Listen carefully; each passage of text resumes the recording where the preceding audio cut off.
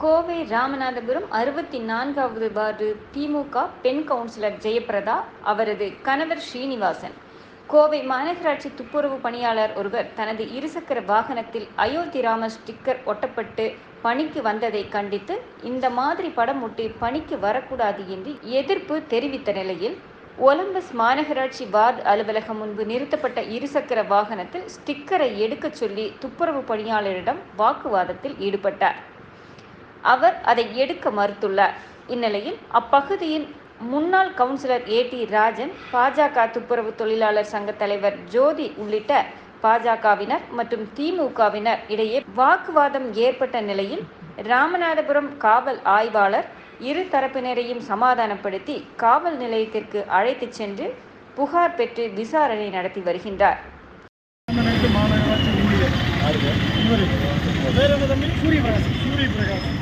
காலையில் ரெகுலராக டியூட்டிக்கு வந்து கையெழுத்து போகிறார், வேலைக்கு போகிறார். அவருடைய வாகனம் இது. இந்த வாகனத்தில் இந்த ராமருடைய படத்தை இப்படி ஒட்டி வச்சு ரெகுலராக உபயோகப்படுத்திட்டு இருக்கார். உபயோகப்படுத்திட்டு இன்னைக்கு ராமரை போட்டு வரக்கூடாதுங்கிறது என்னுடைய வாதம். நாங்கள் சொல்கிறோம், என்னுடைய தனிப்பட்ட வண்டி நாங்கள் ஒட்டிட்டு வரோம். நாங்கள் உனக்கு என்ன அதில் சிரமம்? நீ யாரு? டியூட்டியில் இருக்கிறவரை கூட்டிகிட்டு வரக்கு நீங்க யாரு? இதை கேட்குறக்கு அப்படிங்கிறதா எங்களோட இது. இவர் என்னங்கிறாரு, இதை ஒட்டிட்டு வரக்கூடாது, இது எடுக்கணும் அப்படிங்கிறதுலேயே இவரோட ஆர்கியூமெண்ட் இருக்குது. 1% கூட இவர் சைடு இல்லை. சொன்னாலும் புரிஞ்சுக்க மாட்டேங்கிறார். நான் ஆய்வாளர் வர சொல்றேன், சானிட்டரி ஆய்வாளர் வர சொல்றேன். இவருதான் இந்த மாதிரி மாடுகளை வேலைக்கு போனா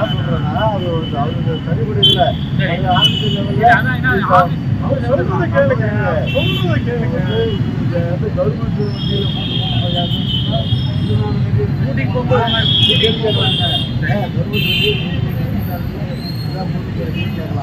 தனிப்பட்ட விருப்பம்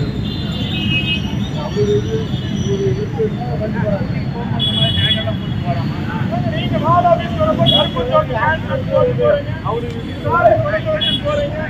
போலாமா? மாநகராட்சி ஆபீஸ்ல அப்படி போலாமா? மாநகராட்சி ஆபீஸ்ல காங்கிரஸ் படத்தை வச்சு போலாமா? காங்கிராரு எல்லாம் இருக்காங்க, அதெல்லாம் பேசணும். அந்த மாதிரி போலாமா? போறாங்களே ஏங்க, அதான் மரத்தை எவன் வேணாலும் போலாங்க. குள்ளா போட்டுட்டு போறாங்க வேலைக்கு. அவனை போய் ஏன் குள்ளா போடலான்னு கேட்கலாமா? சிலுவை போட்டுட்டு போறான் ஒருத்தன் உள்ள, அவனை கேட்கலாமா?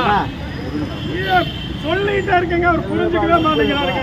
நீங்க என்ன சுயநினைவோட தானே இருக்கீங்க? சொல்ற புரியாதா? அப்படி சொன்ன அப்புறம் என்னங்க, நான் சொல்லிட்டே இருக்க போக வேண்டியதானுங்க. இப்படியே நின்று எஸ்ஐ வரட்டு எஸ்ஐ நீங்க இதெல்லாம் சொல்றீங்களா? அதை சொல்ல வேண்டியதுதானே.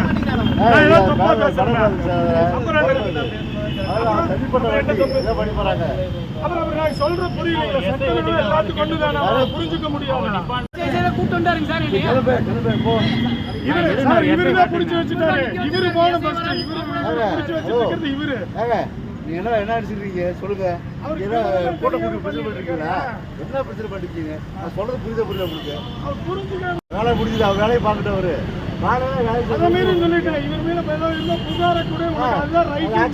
புரிஞ்சுக்க மாட்டேங்கிறாருங்க.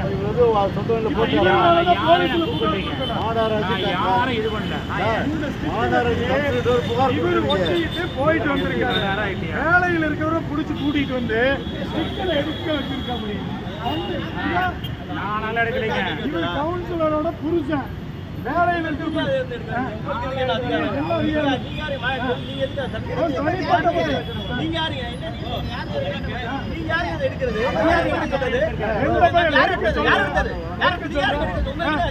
என்ன உனக்கு ரைட் இருக்குது? நீ யாரு ரோட்ல கேட்கறீங்க? நீ புருஷன்னா போய் அடிக்கணும், தண்ணி கேட்டுட்டே இருக்கீங்க. இதே மாதிரி 1/2 மணி நேரமா சொல்லி தொலைஞ்சிட்டீங்க. கேட்கவே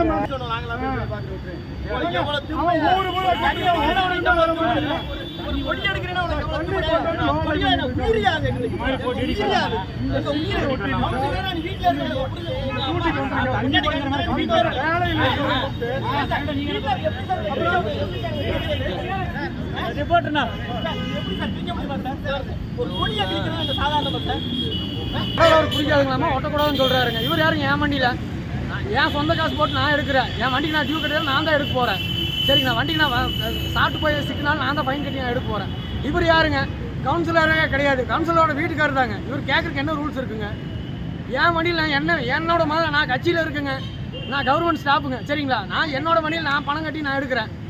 சரிங்க, என்ன ஒரு பிரச்சனையாக இருந்தால் நான் தான் என் வண்டிக்கு நான் செலவு பண்ணுறேன். 100 ரூபா பெட்ரோலில் இவர் தருவாருங்களா? சொல்லுங்கள். சாயந்தரம் 4 மணி வரைக்கும் வேலை செஞ்சு நாங்கள் போகிறோங்க. சோத்துக்கு ஏதாவது வழி தராருங்களா?